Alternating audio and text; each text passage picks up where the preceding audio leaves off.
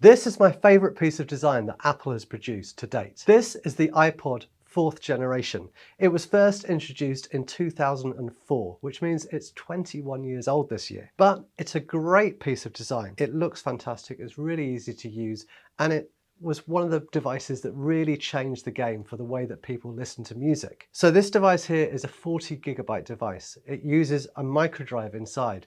It's a moving disk drive inside there. So unfortunately this one has now died and won't operate, which is a real shame because I've used this device for years.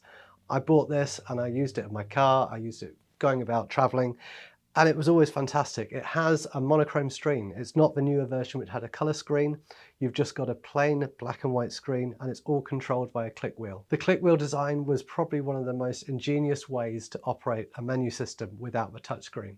It's something I really hoped that they would actually bring through to the iPhone. As we all worked out, touchscreens were much better. The great thing about the iPod was that obviously you had all your music on it. With 40GB, that was thousands of tracks. Now we take it for granted. On the phone, on the iPhone 16 Pro, you can fit as many songs as you want without really worrying about it. But in the day you were limited to 40GB and you had to choose your music carefully when you did that.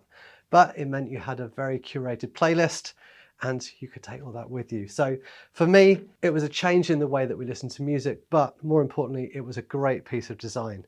It still looks and feels fantastic even all these years later. That's the iPod 4th generation.